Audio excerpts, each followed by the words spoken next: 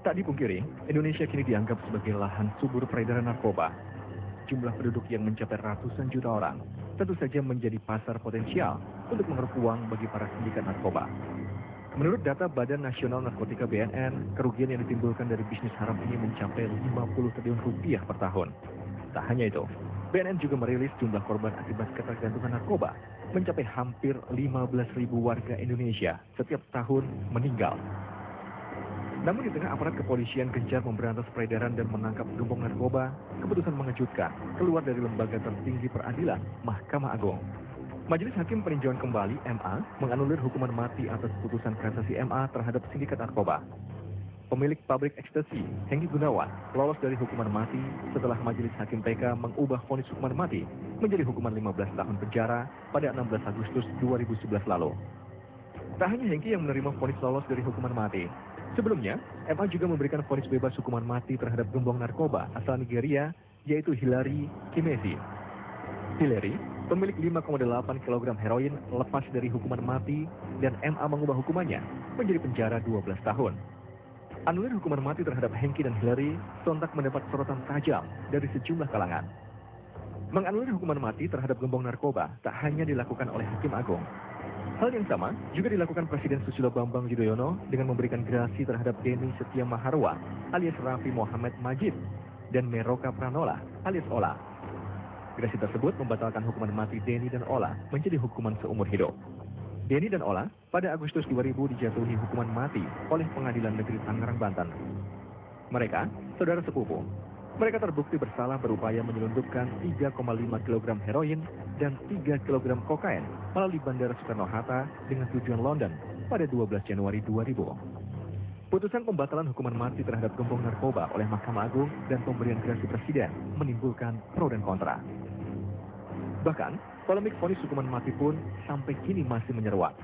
Lantas, jika pidana mati dianggap inkonstitusional dan melanggar hak asasi manusia, lalu bagaimana dengan jutaan korban akibat mengkonsumsi narkoba dari para bandar? Masih layakkah para bandar narkoba mendapatkan pengampunan hukuman mati? Benarkah penghapusan hukuman mati akan menambah tingkat kejahatan di Indonesia? Atau hukuman mati bukan jawaban dari pemberantasan kejahatan?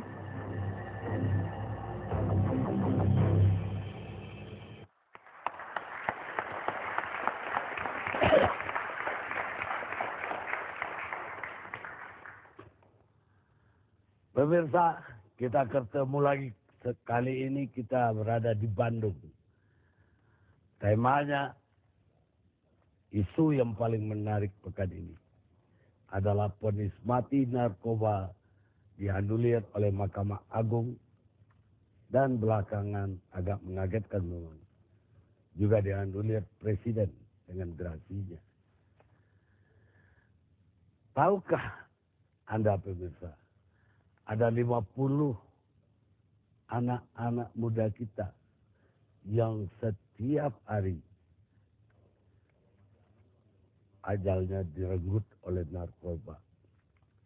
Dan tahukah Anda bahwa setahun ada 15.000 anak muda kita yang mendahului kita akibat narkoba. Dan ada 50 triliun uang yang dihabiskan setiap tahun untuk mengobati para penderita narkoba. Baik oleh keluarganya maupun yang dikeluarkan oleh pemerintah. Karena itu pemirsa, kita sangat penuh harapan ketika Presiden kita pada tahun 2006 mengatakan banyak pemohon gerasi dari pelaku kejahatan narkoba yang dilayangkan kepada saya. Tapi saudara Ketua Mahkamah Agung dan saya sendiri tentu memilih keselamatan bangsa dan negara kita serta memilih keselamatan generasi muda dibandingkan memberi gerasi kepada mereka yang menghancurkan masa depan generasi muda. Ini tahun 2006. Pada tahun ini kita kaget, minimal beritanya baru muncul pada tahun ini. Ada 5 orang yang mendapat gerasi dari Presiden. Yang terakhir, Denny Setia Maharwa yang mau menyelundupkan heroin ke London. Kemudian orang yang menyuruh dia, yaitu sepupunya sendiri, yaitu Amerika Paranola, juga diperingat menjadi seumur hidup. Sebelumnya kita sudah mendengar Cosby mendapat pengampunan atau grasi. Ternyata bersama Cosby itu ada 2 asing lainnya yang juga dapat. Seorang Nepal terhukum mati dan seorang Jerman. Jadi ada 5 yang sudah dapat hukuman mati tapi dapat grasi dari presiden. Terakhir, ini Mahkamah Agung agak membuat kita miris. Karena dia membebaskan atau mengubah hukuman mati Engki Gunawan, pemilik pabrik ekstasi di Surabaya, dari hukuman mati menjadi 15 tahun penjara.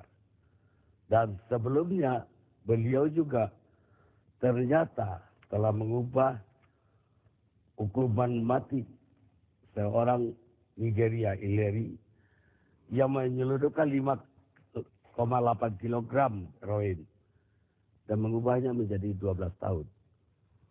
Apakah Majelis Hakim Agung adalah orang yang kontra hukuman mati? Kalau itu prinsip beliau kita terima. Ternyata tidak. Sebelumnya pada tahun 2006 dia justru menjatuhkan hukuman mati kepada pabrik ekstasi di Cikande. Dan kalau dia anti hukuman mati, tentu dia tidak mengubah jadi 15 dan 12 tahun. Dia akan mengubah dengan seumur hidup. Tapi dia memilih 15 dan 12 tahun. Apa sesungguhnya yang terjadi? Apakah kita sudah seperti di Meksiko, di mana polisi, jaksa, hakimnya terlibat? Kita akan uji malam ini. Saya mau ke Granat dulu. Apa tanggapan Bung Henry Yosodiningrat dengan fakta-fakta yang saya bacakan barusan?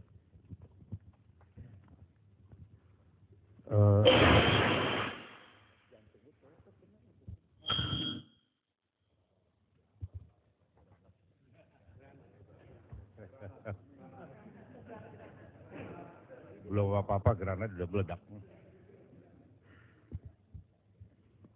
Ya, saya antarkan satu lagi. Barusan ada hakim ditangkap bersama 4 wanita di diskotik ilegal di Ayam Buruk, wilayah kota Jakarta.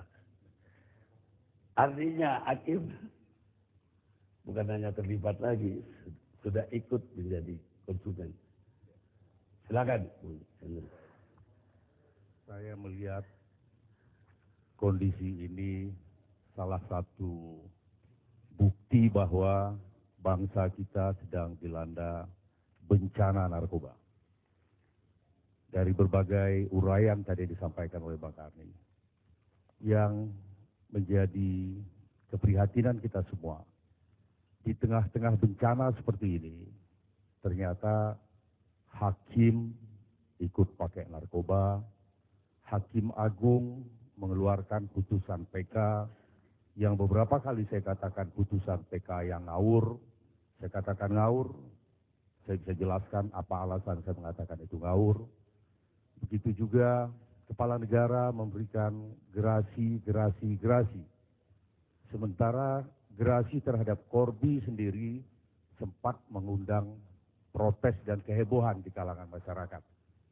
Nah, oleh karena itu, meskipun acara Indonesian Lawyers Club diselenggarakan di Bandung, saya diundang kemari, saya menyempatkan untuk datang, karena saya pikir inilah mungkin kesempatan saya untuk menyampaikan beberapa hal yang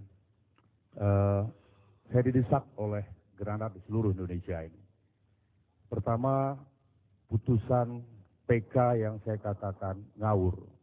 Bagaimana nggak ngawur PK-nya kalau salah kaprah bahwa putusan dalam perkara PK meninjau tentang berat ringannya hukuman.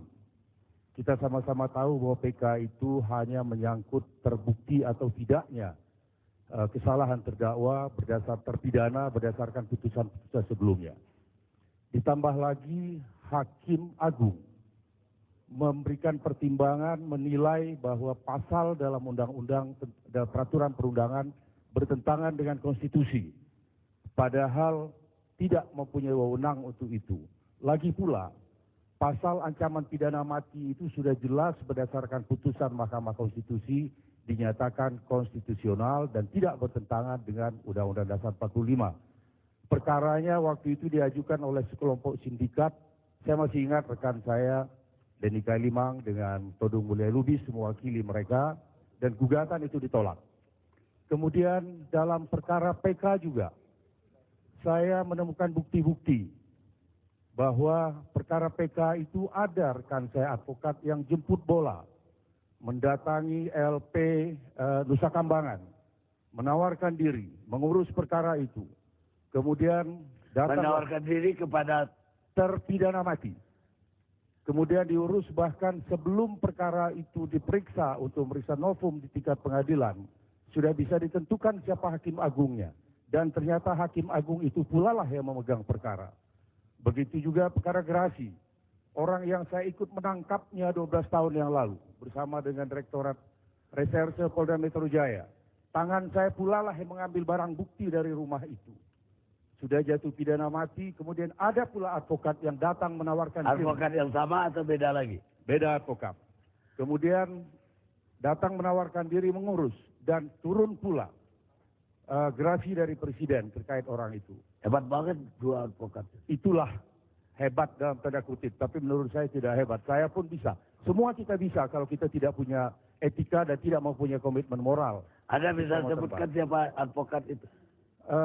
Saya sudah mendapatkan rekaman gambar, rekaman suara ketika dialog dengan yang bersangkutan di dalam lembaga pemasyarakatan.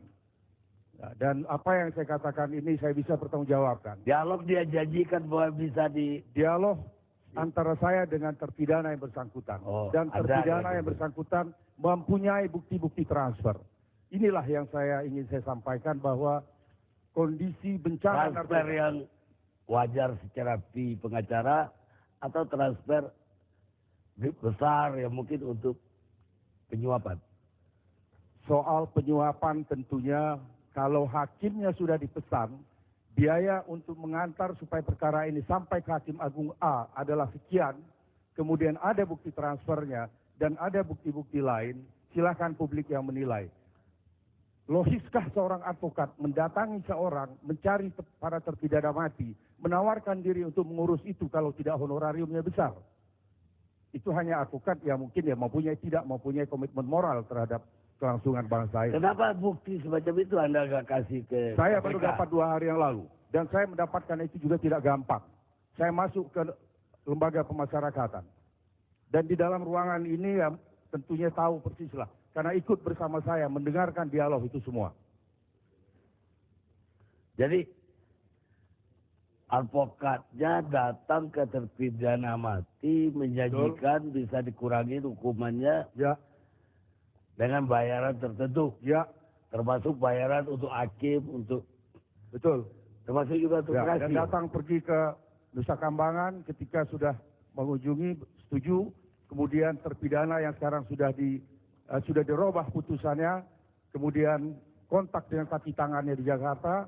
Kemudian transfer uang. Kembali ke sana dengan biaya-biaya pakai helikopter dan sebagainya. Saya punya bukti semua. Anda nggak bisa sebutkan siapa. Anda kenal orang. Pada saatnya kan saya. Anda kenal orang. Kenal. Ada di ruangan ini nggak katanya?